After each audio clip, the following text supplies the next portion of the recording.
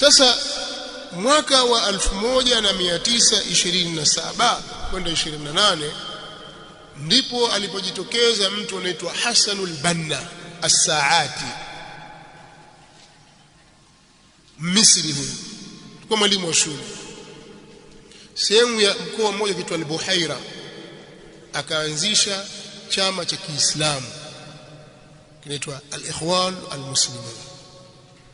1927 mbegu ya Ikhwan Al-Muslimin ikapandwa huko Al-Buhaira. Kisha mwaka 1928 katika mwezi wa Novemba tarehe 8 Hassan al-Banna alihamia Cairo, kwa akaendeleza harakati zake pale mpaka kuuawa kwake. Alipouawa tarehe 12 Februari mwaka 1949 aliuawa, tengenezewa ajali akauawa Hassan al-Banna rahimahullah. Nafasi yake ikachukuliwa na kiongozi wenyewe, na kiongozi wao anaitwa al-Murshid al-Am, anaitwa Hassan al-Hudhaibi, ambaye alichukua nafasi ile kutoka kwa Hassan al-Banna. Sasa hawa bwana kwenye chama chao kile, maana tusijadili watu binafsi wao walivyo, tujadili ile misingi yao waliosimamia wao wenyewe. Asili kama Hassan al-Banna ni mtu msufi wa tariqa ya Shadhiliyya, sufi, tariqa yake ni tariqa ya Shadhiliyya. Kihudhuria katika mawalid na kadha wa kadha, na wana maneno mengi ambayo si sawa, lakini chama kile kikajengwa katika msingi ambao ni kinyume na msingi wa alwala walbara. Hawana alwala walbara, yani kuwa wapendana kwa ajili ya dini na kuchukiana kwa ajili ya dini. Msingi huo haukuwepo, na ndio maana ndani ya chama chao walikuwa mpaka Wakristo, lakini chama cha kurudisha ukhalifa, kurudisha khilafa ya Kiislamu iliyopotea, lakini mpaka Wakristo wao. Na amezungumza wazi kwenye baadhi ya vitabu vyake kwamba sisi uadui wetu na Mayahudi sio uadui wa kidini. Fa uqarridu anna khusumatana lilyahudi laysat diniyya, asema mimi nathibitisha ya kwamba uadui wetu na Mayahudi si uadui wa kidini. Umeelewa? Na haya kusema kwamba walikuwepo Wakristo yanathibitishwa na Dr. Abdul Fattah Mahmud ambaye ni mwenzao. Ana kitabu kinaitwa Tasawwur al-Ikhwan al-Muslimin lilqadhiyyah al-Filistiniyya, kwenye ukurasa wa 23 ameweka wazi, asema walikai yudhallil al-ikhwan al-muslimun ala adami ta'assubihim ashraku ma'ahum fi 'udwiyyah al-lajnah as-siyassiyyah at-tabi'ah lil-ikhwan al-muslimin والتي أنشئت في عام 1948 ميلادية 2 من النصارى. anasema kwa ajili ya kuthibitisha au kutoa dalili kuwa ikhwanul muslimun hawana taassub, hawana ubaguzi, wamewashirikisha katika wanachama wa kamati ya siasa iliyo chini ya chama cha Ikhwanul Muslimin, kamati iliyoanzishwa mwaka 1948 miladi, imewashirikisha Wakristo wawili, wakawaingiza katika ile udhuia wao, katika wanachama wao. Nao watafuta dola ya Kiislamu,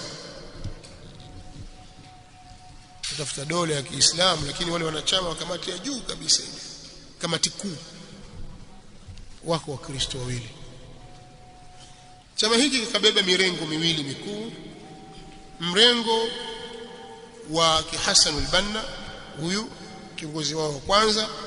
Mrengo huu ulikuwa unaelekea katika mitazamo ya kisufi zaidi, kama anavyoongoza Hassan al-Banna As-Saati, ambaye yeye alikuwa ni muridi wa tariqa ya Shadhiliyya, na wafuasi wengi katika kwenye mrengo huu utaona ni masufi wa tarika za kisufi mbalimbali, lakini wamo pia mashia ndani yake. Alikadhalika wanaharakati wengi ambao wamejificha nyuma ya pazia la umoja wa Waislamu huo ujikubika katika jambo hili. Utaona kwenye maulidi, utaona wapi. Yeye Hassan al-Banna mwenyewe alikuwa kina maulidini na wakiimba kasida zao, wanasoma kasida hadha al-habibu ma'a al-ashabi qad hadara wa samaha al-kull fi ma qad madha wa jara. Unasema sasa Mtume sallallahu alayhi wasallam amehudhuria, huyu kipenzi Mtume sallallahu alayhi wasallam pamoja na maswahaba wamehudhuria, na sio wamehudhuria tu, wamewasamehe watu wote madhambi yaliyopita. Na kasida wanakuwa wakiziba na wanayanakili kwenye vitabu vyao, si jambo kwamba ati wamezuliwa. Vitabu vyao vinasema.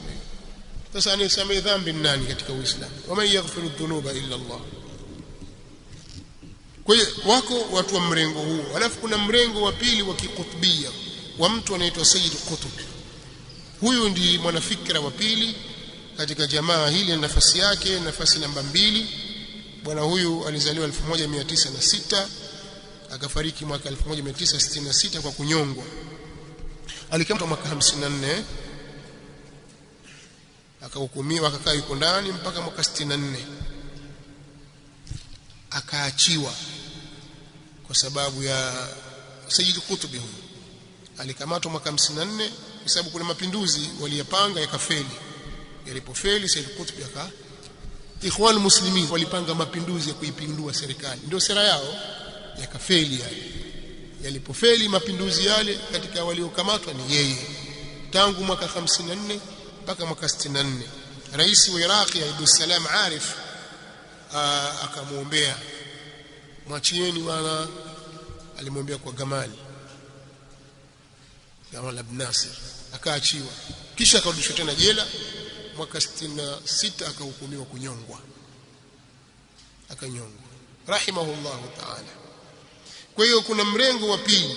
Mrengo huu ni mrengo uliokaa kigaidi zaidi, unaongozwa na fikra za mwanaharakati huyu, na chini ya fikra zake pamezalikana makundi mengi ya kigaidi kama vile Al-Qaeda, Daesh, IS wale na makundi mengine ambayo hujiita kwa majina mbalimbali, na wengine wakajiita salafia pia, salafia jihadia, salafia qitalia, lakini wanajificha tu, wao ni maikhwani katika mrengo wa nani, wa Sayyid Qutb. Masala ya kuleta fikra ya takfiru almuslimin, wa kufurisha waislamu bila ya hatia wala kuzingatia vigezo, sio manhaji ya ahli sunna wal jamaa. Kwa miongoni mwa mifumo yao ambayo imekhalifu ni hili la kuwakufurisha waislamu kiholela, kuanzia watawala na raia wao. Yule kafiri tu, za Kiarabu za makafiri tu au wanafiki hao. Hizi lugha zipo katika midomo ya watu walio kinyume na manhaji ya salaf, lakini zimerithiwa kutoka kwenye vyama hivi na wanaharakati mbalimbali duniani. Kwa miongoni mwa fikra ya Sayyid Qutb ambayo ni kinyume na itikadi na msimamo wa ahli sunna wal jamaa ni kuwakufurisha watu bila ya kuchunga kanuni za kisheria, na hilo limetolewa ushuhuda na baadhi ya wanaharakati wakubwa wa kundi hilo kama vile Dr. Yusuf al-Qaradawi kwenye baadhi ya vitabu vyake, na vipo kwenye maktabati, vipo hapa Aulawiyat al-Harakati al-Islamiyya fi al-marhalati al-qadima fi ukurasa wa 110 amelieleza, asema fa fi hadhihi al-marhala ظهرت كتب سيد قطب التي تمثل المرحلة الأخيرة من تفكيره التي تنضح بتكفير المجتمع. maelezo yanasema hivi katika tafsiri yake, katika kipindi hiki, kwa sababu bado alipokuwa kwa gerezani alikuwa bado anaandika vitabu, katika kipindi hiki vimedhihiri vitabu vya Sayyid Qutb ambavyo ndivyo vinavyoelezea kipindi chake cha mwisho cha fikra zake, vitabu ambavyo vinafufurika kufurisha mujtamaa jamii ya Kiislamu, wa i'lan al-jihad al-hujumi ala an-nas kafa, na kutangaza jihadi ya kuwashambulia watu wote. Anaeleza mpaka mwisho akasema pia vitabu hivyo vinatangaza jihadi ya kuwashambulia watu wote. Maana alikuwa anaelekeza kabisa watu wakalipue daraja fulani, wakalipue kituo kikuu cha umeme, wakalipue mahali fulani, kama alivyotoka yule askofu yule kwamba si vitu vya lake oil lipua, basi vitabu vya Said Qutb vilikuwa hivyo hivyo, ili kukata mawasiliano, kuvunja, kuharibu miundo mbinu, nchi ipinduliwe.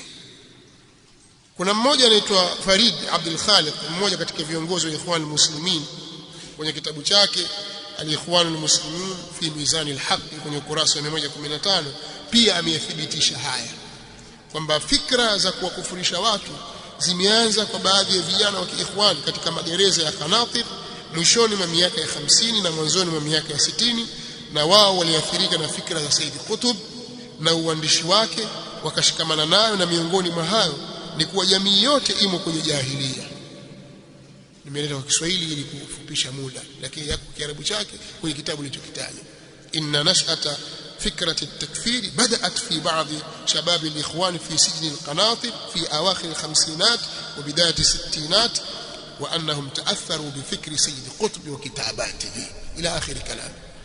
ومأثرك لنا نسيد قطب. وكيتزام هي جماعة ambayo ni jamaatul kundi mama, na kweli ni mama limezaa vifaranga vingi lakini vya shari katika umma wa Kiislamu. Vyote hivyo vimekhalifu njia ya as-salafu salih, vyote havikuwa katika msimamo wa sawa. Sasa fikra hizi ambazo ni kinyume na manhaji ya salafu salih zimeenea katika nchi mbalimbali za Kiislamu na zikafanya yale yaliyosisiwa na waasisi wao. Katika moja ya nchi ambazo ziliingiliwa na fikra hizi ni Sudan, zikiongozwa na mtu akiitwa Hassan al-Turabi. Hassan al-Turabi alishawahi kuwa spika wa bunge, ndio alikuwa munadhim kwa tiketi ya Ikhwan al-Muslimin ndani ya Sudan, na yeye ndiye aliyepelekea kupinduliwa kwa Jaafar al-Numair ili watawali maikhwan. Yule Bashir, Omar al-Bashir, yule ni maikhwan quh, ameongoza miaka 29 katika nchi yake. Simnanielewa? Lakini wanaojua Sudani, ili kuonyesha kwamba maikhwani tauhidi sio agenda yao ndani ya Sudani, ilifikia irizi za uzo sokoni. Utakailizia nini? Tumbo hii hapa shilingi 10,000 iko sokoni. Si maneno wanaoishi Sudani walilijua hili, na mambo mengi wamefeli kiuchumi, wamefeli kisiasa. Wale wanaharakati wote wa ovu wanawaficha wao na kuleta maendeleo, na pia akaligawa taifa kwa ukabila. Haya yanayotokea sasa hivi, hawa wakina aitwaje huyo Burhani na yule mwingine, hii vita inayoendelea kwa sababu ya yule dada alishawishi yule. Kumbuka kuna dada mmoja Msudani ndio alichochea ana jina lake nilisahau, Allahu musta'an. Huyo kijana huyo kule Darfur hajasoma, na kazi yake ilikuwa yeye ilikuwa ni katika maharamia wanaozuia watu njiani. Sasa alikuwa na ushujaa sana. Watu wakitaka kusafirisha misafara yao labda kupeleka Chad au wapi, mnamtafuta yeye na kundi lake, wanawavukishia wanyama wenu, kama ni mbuzi 3,000, kama ni ngamia. Ni mtu katili. Sasa maeneo ya Darfur ni katika maeneo yaliyotupwa sana, alafu ya kikabila zaidi, baina ya wenyeji na wageni, wakipigana, wakiuana na kufanya. Sasa Omar al-Bashir akamchukua yule mtu mara kadhaa, mpaka akampa vyeo, mpaka akafika daraja ya jenerali sunani, hadi asoma darasa moja, yani nje utaratibu, ili amlindie maslahi yake. Alhasil, hiyo vita inavyoendelea inaanzishwa na dada mmoja huko, wao na dada yao pia wa taifa huko, kati ya maneno hajulikani sasa hivi iko wapi, lakini mauaji yanayoendelea Sudani ni aina yake. Tuliacha jambo hili, lakini katika nchi zilizoingiliwa na Jamaatul Ikhwan al-Muslimin kwa nguvu ni Sudani, pia Misri yenyewe wakafanya mapinduzi kipindi kile, katika kipindi cha Rabiul Arabi wakampindua nani? Muhammad Husni Mubarak. Sawa, nchi ikapinduliwa, matatizo mengi yakajitokeza, wakaingia kwenye uchaguzi. Muhammad Mursi akamathili tiketi ilikuwa tiketi ya chama cha Al-Ikhwan al-Muslimin, wakashinda. Sasa fuatilieni tu alifanya nini kwenye kipindi cha utawala wake mfupi. Jambo la ajabu kabisa, mambo ya ajabu sana. lakini akaja akapinduliwa. Sasa hivi rais ni Abdul Fattah Sisi, si ndio hivyo? Pia katika nchi ambazo ziliingiliwa na Ikhwan na fikra za Said Qutb zikapenya ni al-Yaman kupitia Hizb al-Islah na vyama vingine. Kuna mtu akiitwa Abdul Majid Zindani akiongoza harakati zile na maandamano mpaka akapinduliwa nani? Akapinduliwa Ali Abdullah Saleh al-Ahmari. Akapinduliwa, ilikuwa kheri. Matokeo yake nchi ikamchukuliwa na Mashia Mahuthi. Matokeo yake Yemen ikawa na marais 8 na wote hawako nchini. 8 Sheikh. Na mpaka leo haijatulia nchi ile. Lakini fitna zilizoanzishwa na nani? Na al-Ikhwan al-Muslimin na maandamano. Yale maandamano hasa yamepangwa na al-Ikhwan al-Muslimin. Huko Libya hivyo hivyo ilitokea hivyo, wakampindua Muammar al-Qaddafi, lakini wao ndio waliochochea, na huku ushawishi wakiwata kutoka nchi za magharibi. Kweli alikuwa dhalim, alikuwa hivi, alikuwa vile, lakini matokeo ya jambo lile yanda biha aljabin, jambo la kusikitisha sana. Lakini Ikhwanul Muslimin wakatumika Tunisia hivyo hivyo, ndio walipoanzia huko Rabiul Arabi. Lakini kabla ya hapo miaka ya 90 94 huko palitokea kundi likiitwa FIS kule Algeria, wakataka kufanya mapinduzi ya kumpindua Abdulaziz Bouteflika. Yule Bouteflika alikuja baada ya kina Bembela. Bembela alikuwa zamani kidogo, wakati ule alikuwa rafiki mkubwa wa Nyerere. Ibn Billah Waswahili ta Bembela, lakini ilikuwa ni wakati wa Bouteflika. Pakatokea mapigano ya ajabu kabisa ndani ya Algeria, lakini kwa fitna za Ikhwan al-Muslimin kwenye kupitia kundi la Said Qutb. Wao wanataka dola, mpaka ilipofika mwaka 52 hawajapata dola. Kuna mtu mmoja akaona tushatimiza miaka mingapi? Miaka 10 na ngapi ilikuwa kutoka kuasisiwa? Miaka mingapi shehe? Mwaka 52 kutoka mwaka 1928 ndio chama kimestawi zaidi. Mwezi kianza 27 lakini kimestawi 28. 48 miaka mingapi? 10 mpaka kufika 50 52 nadhani kitu kama hivi. Miaka 10 na ngapi ikawa? 20 ngapi? 28 38 48 miaka 24. Mwambie Mtume SAW amekaa Makka Madina miaka yote, dola alisimamisha. Amekaa miaka 10 na ngapi Makka? Mbona mimi fika mpaka miaka 52 bado dola haisimami? Wakajivua. Yule Nabahani akaanzisha chama chake tu Hizb ut-Tahrir, lakini hata kwenye Ikhwan al-Muslimin. Kwa maana inaitwa Jamaatul Ummi kwa sababu imezaa vifaranga vya shari. Hawa jamaa baada ya mapinduzi yale kufeli, wengi wao wakakimbia nchi za Kiarabu za Khalij, yani ya Gulf. Wakaingia Saudi, wakaingia Kuwait, wakaingia wapi. Hapa ndio utaona kwamba namna walivyoleta athari sasa katika nchi hizi za Saudi Arabia, sijui Kuwait, wapi. Waliingia kule. Na wengine wana degree zao. Mtu ana PhD, alikuwa mwalimu Azhar, yule alikuwa mwalimu Suhail Shamsi, alikuwa mwalimu Jamiatul Qahira, alikuwa wapi. Ni watu wana taaluma. Ndio, wana taaluma. Kwa hiyo walipoingia, na ni Waislamu, walipoingia kule kwa basi tuwape kazi. Wakapewa kazi za kuwa waalimu. Kumbe wanapandikiza sumu zao. Kwa hiyo Ikhwani uliingia katika nchi za Saudi Arabia na nchi nyinginezo kupitia hawa watu waliokimbilia katika nchi ile. Waliodhania vizuri, kumbe wao wana dhana mbaya au wana malengo mabaya. Na wao walivyo kama vile anapokwenda Paulo, anawaendea watu kwa vile walivyo. Hawa watu wao ni wapagani.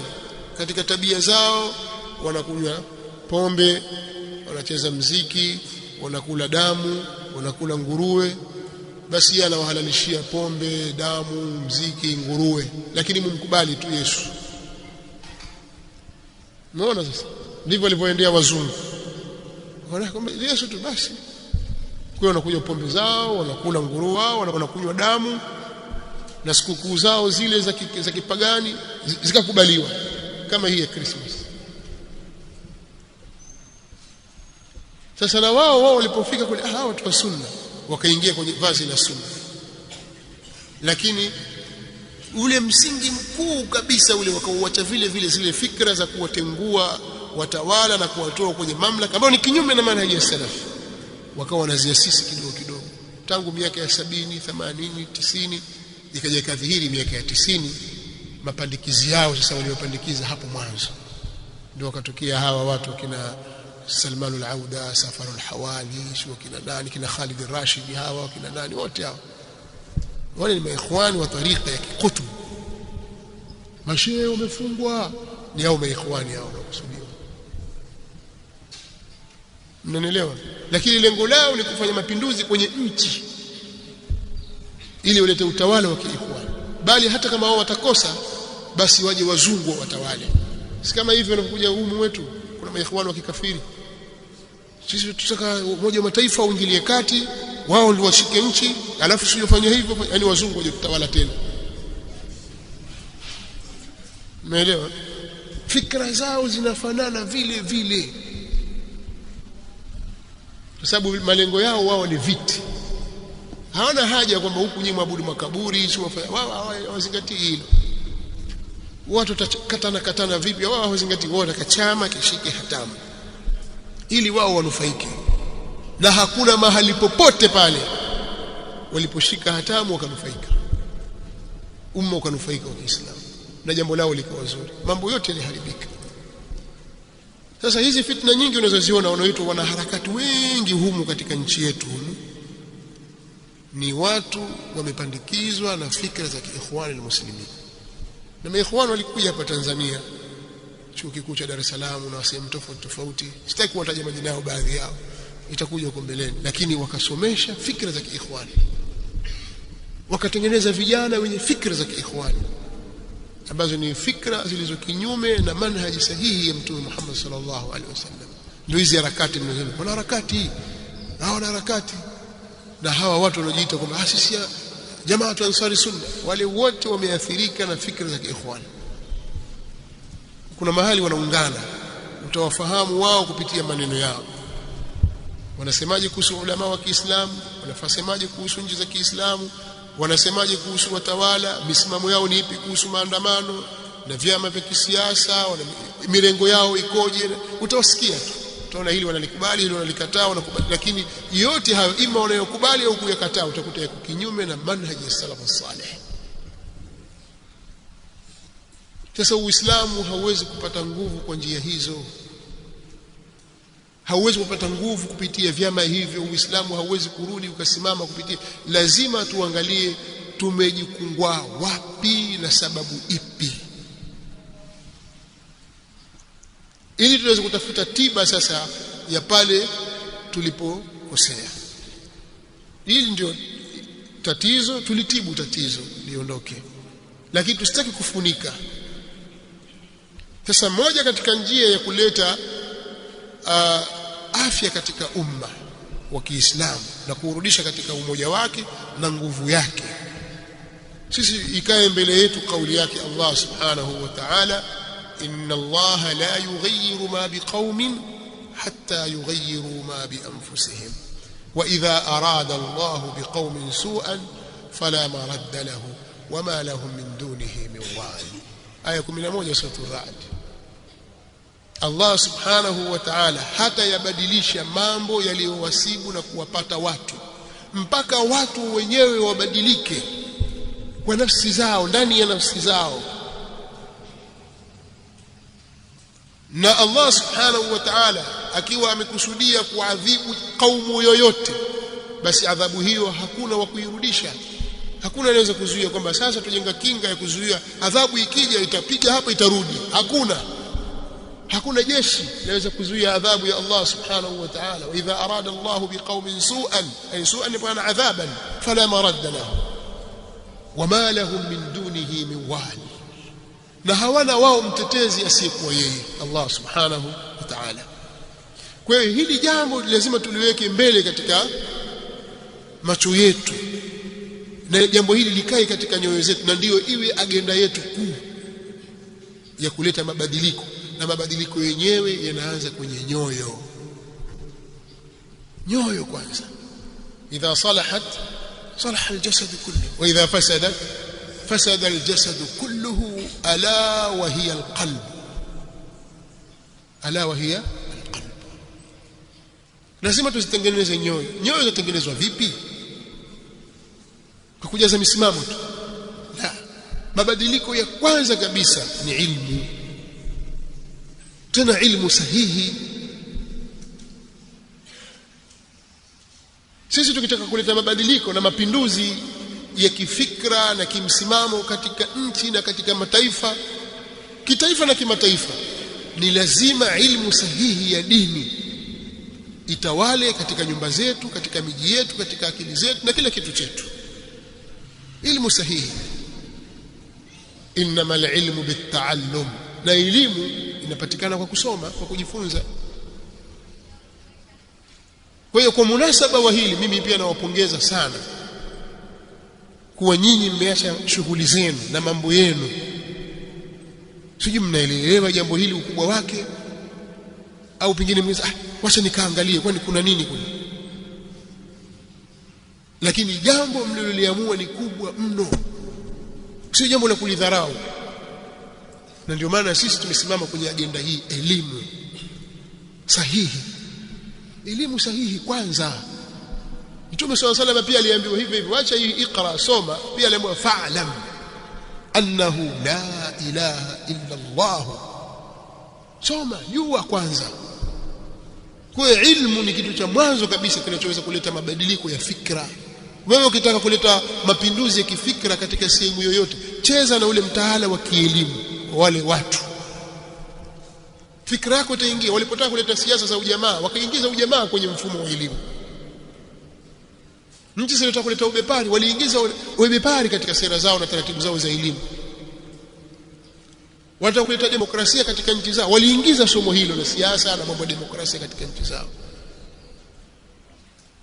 Kwa hiyo ukitaka kuleta mapinduzi kwenye jamii, basi kitu cha kwanza kabisa ni elimu. Elimu ndio ina uwezo wa kubadilisha fikra za watu, mawazo ya watu, maono ya watu. Lakini watu watakuwa na fikra potofu kama ikiwa hawaujui Uislamu sahihi. Sasa ni lazima ilmu sahihi kwanza. Wewe wadhani kwa nini Sheikh Muhammad bin Abdul Wahhab dawa aliyosimamia imeenea dunia nzima? Wajua kwa sababu gani? Na vitabu vyake vidogo vidogo tu hivi. Lakini alisimama na agenda ya elimu.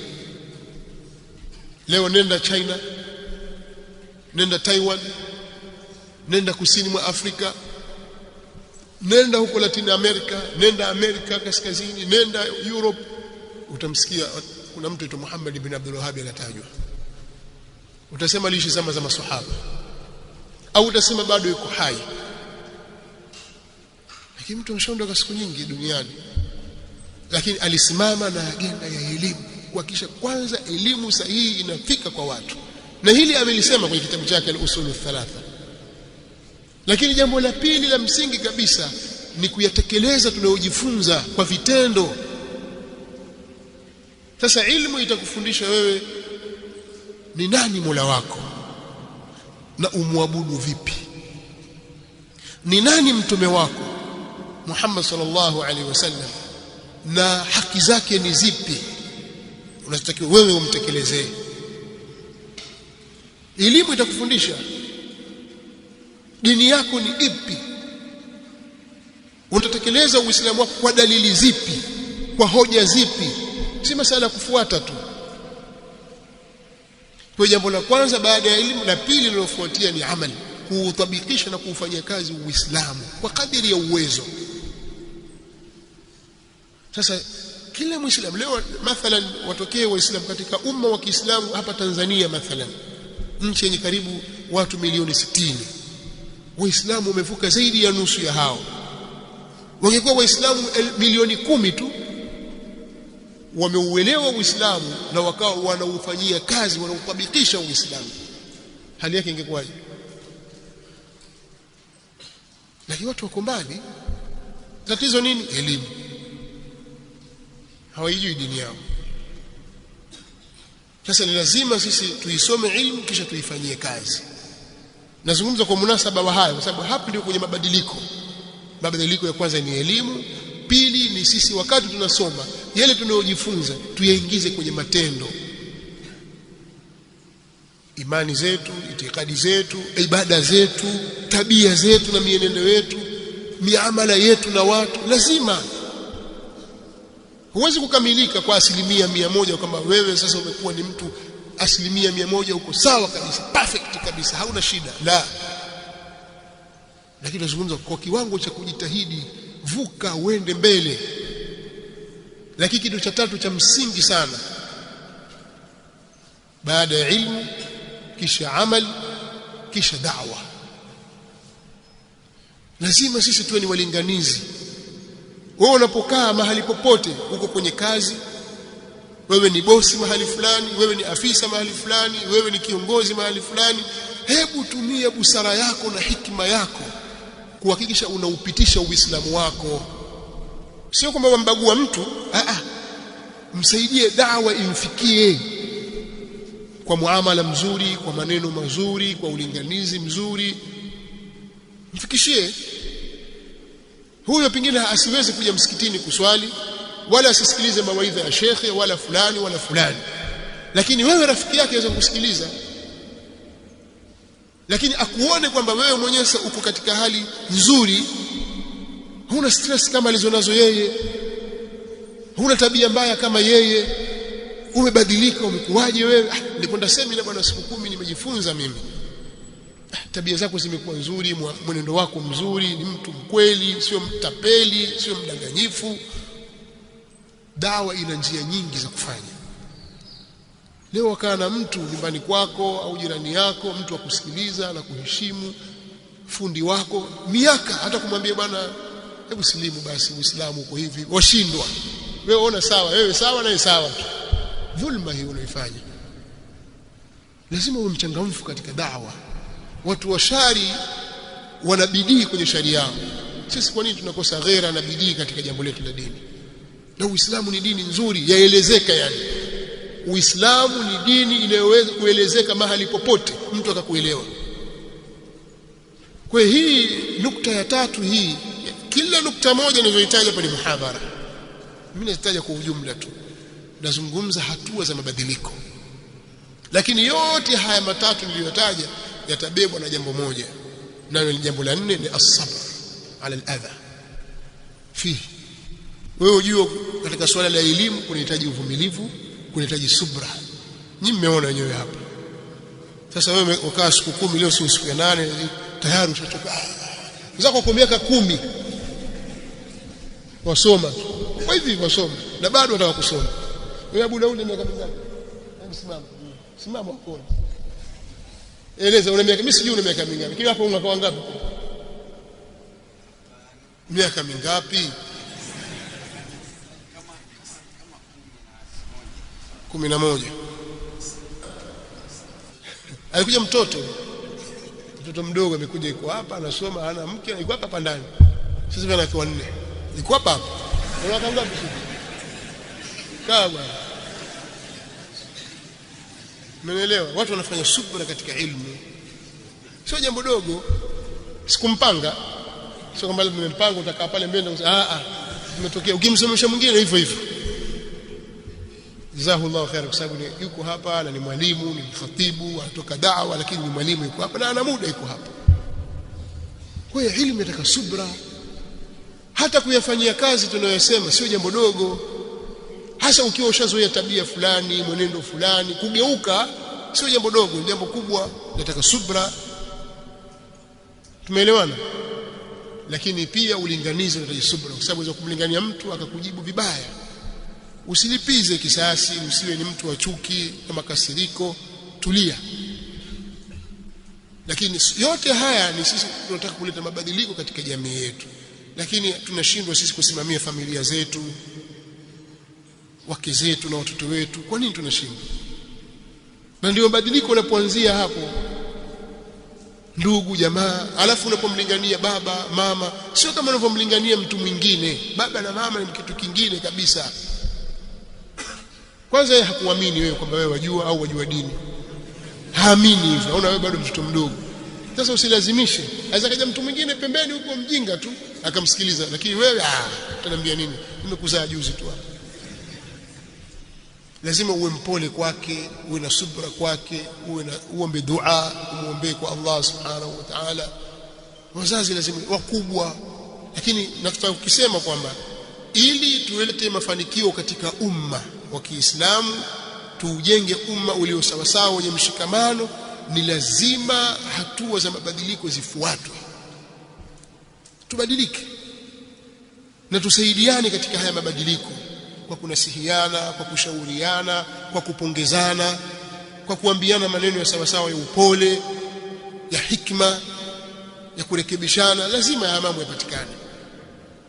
Tuthamini mambo yetu ya ilmu, vituo vya ilmu vya kuelewa. Leo tuna vituo kwenye mitaa yetu, kwenye vijiji vyetu, kwenye kata zetu, wala hatujali kabisa kabisa, hatujali wala hatushughuliki navyo. Na sisi tuna taaluma mbalimbali za kuweza kusaidia katika jambo la dini. Lakini leo fikiria kwenye Tanzania hii yenye kata 1400, lau katika kila kata kuna kituo kama hiki cha elimu, wale Waislamu hawawezi kwa mali walizonazo? Waweza.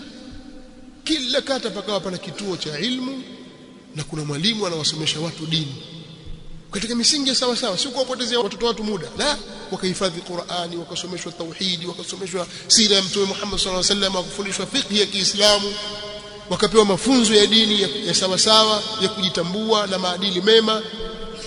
Wewe wafikiri baada ya miaka 10, 15 Uislamu utakuwa umefika wapi? Mabadiliko yanapatikana kwa njia za elimu. Njia ya elimu hiyo ndio njia ya kwanza. Inna Allaha la yughayyiru ma biqaumin hatta yughayyiru ma bi anfusihim.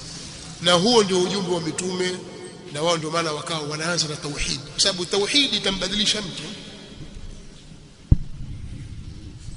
Sasa mengi hapo ya kusema, lakini wakati hauturuhusu.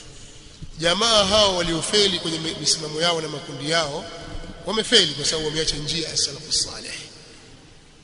Wameiacha, wakaanzisha makundi na vikundi wakidhani kwamba itasaidia. Na wengine wakaona kwamba harakati sasa ni kujenga mashule, kujenga mahospitali, kujenga hiki. Sawa, ni huduma za kijamii. Wakayapa majina ya Uislamu, lakini ukiangalia kwa asilimia kubwa kabisa ni biashara za watu binafsi. Haziko katika kutoa huduma ya Kiislamu.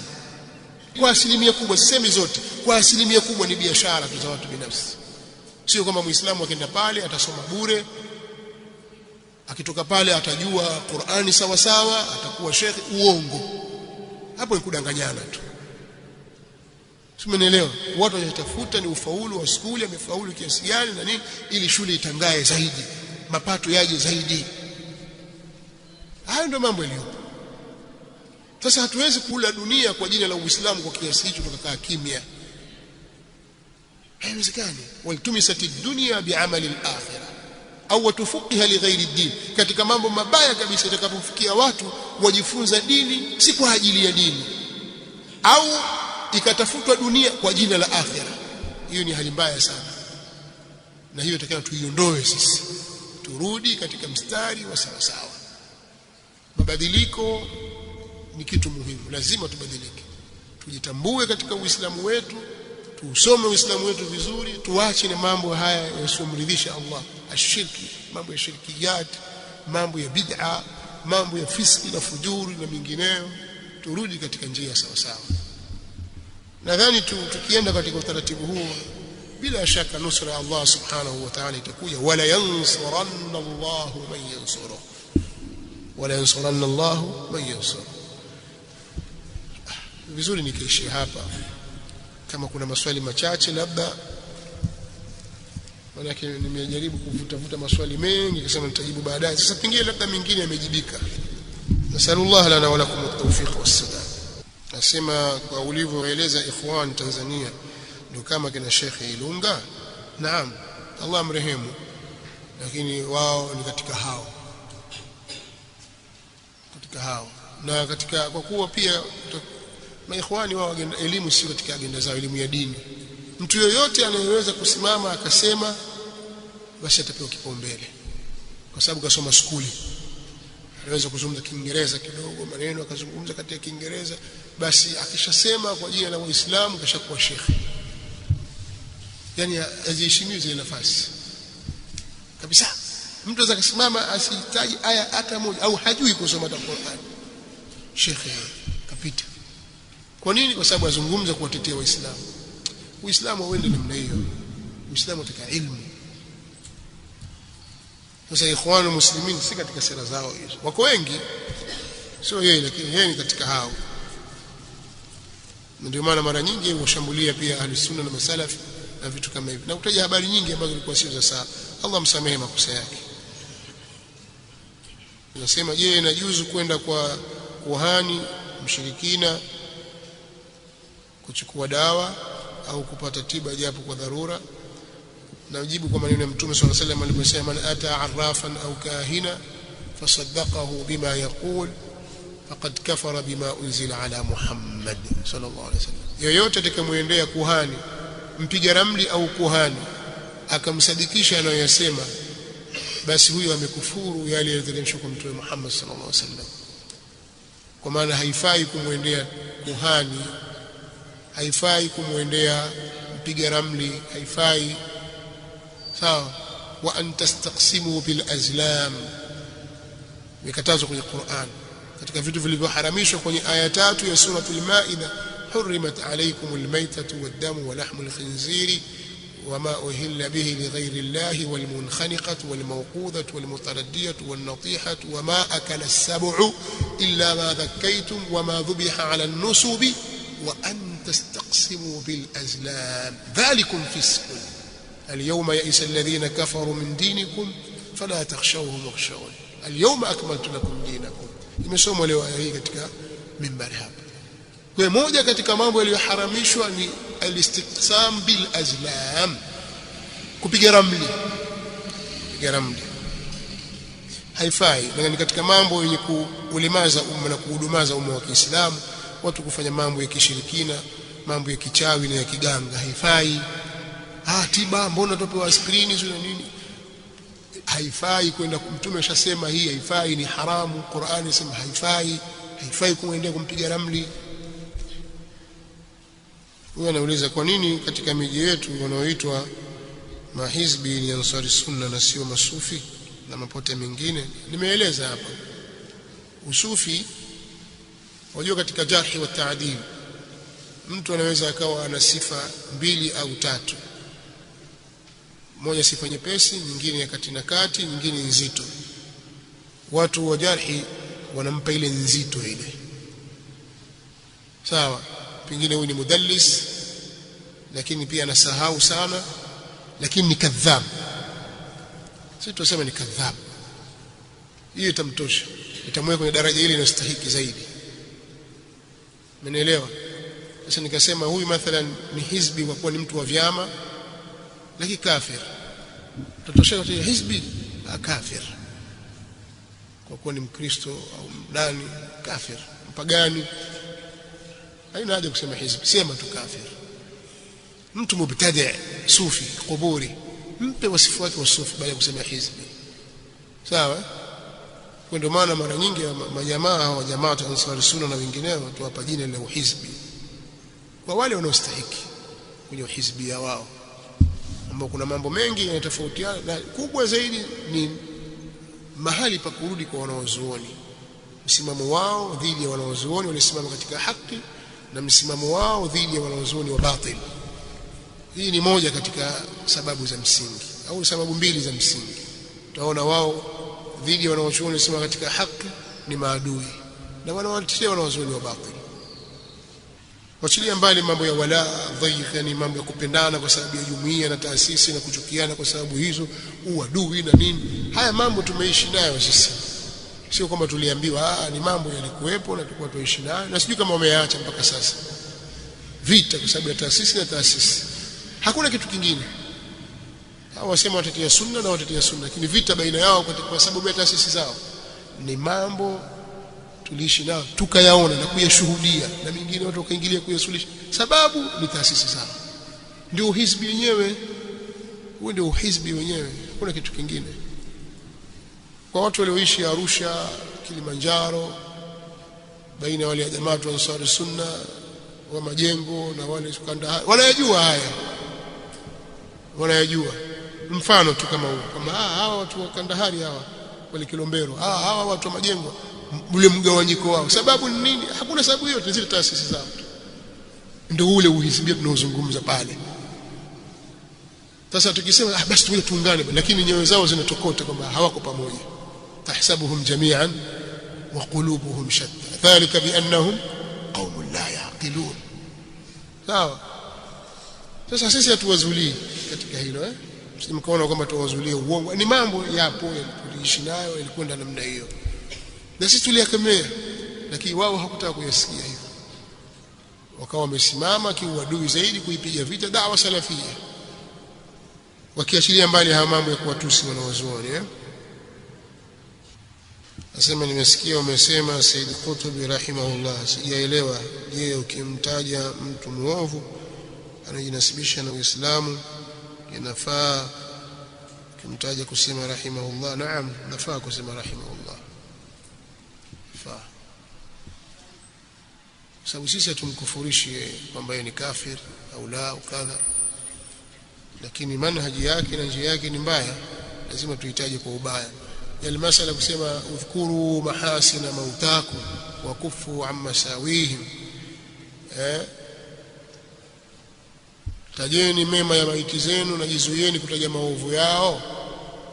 Yale mambo yake binafsi aliyofanya baina yake na Mola wake, kateleza yale, usiyataje kwamba alikuwa hivi alikuwa hivi alikuwa hivi. Lakini yale ambayo yana athari katika mujtama, kwa kuwa ameacha katika jamii mambo mabaya, watu wakiachiwa hivi hivi yatawadhuru, mtaje. Na ndio maana hata makundi yote utakuta wanawataja wanawazuoni wasiowakubali. Kinyume cha hivyo, na waache kumtaja Muhammad bin Abdul Wahhab. Makhurafi waache kumtaja Sheikh Muhammad bin Abdul Wahhab, kwa sababu si ameshakufa naye, si ndio hiyo? Udhkuru mahasina mauta wa kufu amma sawihim, ndio hivyo. Sasa isielemee upande mmoja.